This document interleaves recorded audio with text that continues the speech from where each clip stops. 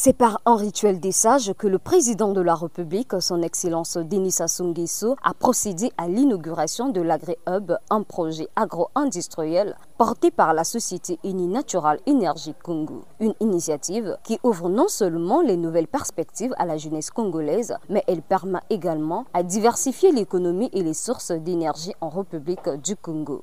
À cela, cette lancée s'est effectuée 24 heures après l'inauguration de la distillerie du Congo à quelques kilomètres de Ludima.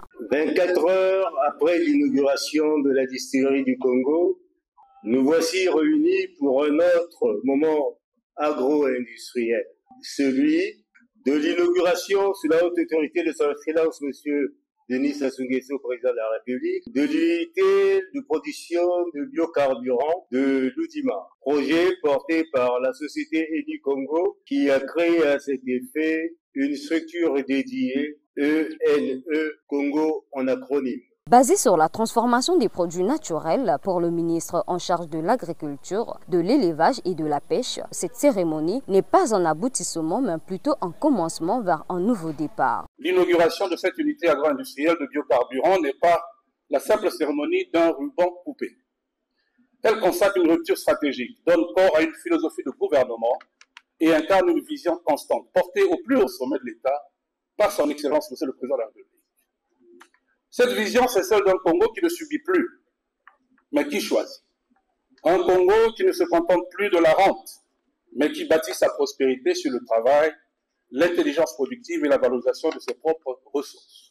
Les tournesols et le soja étant les spécialités de cette initiative, le manager général de Eni Congo nous en dit plus sur l'engagement de celle-ci. Grâce à la production de nos pôles agricoles, nous construisons un avantage concurrentiel en termes de sécurité d'approvisionnement et de résilience face à la volatilité des marchés. Dans cette dynamique, et tenant compte du parcours de diversification et de décarbonisation du groupe Eni, nous avons lancé le projet biocarburant, visant à développer l'agriculture locale tout en respectant les principes des droits de l'homme et en évitant la compétition avec la filière alimentaire. Le volet agricole de ce projet visait à promouvoir la culture à grande échelle de plantes oléagineuses comme les tournesols, la soja et bien d'autres. Le peuple et le gouvernement ont été exhortés à travailler en symbiose pour la bonne marche de cette initiative. Nous vous encourageons vivement à favoriser un climat des affaires propice au développement de nouvelles initiatives économiques au Congo, comme celle qui nous rassemble en ce jour.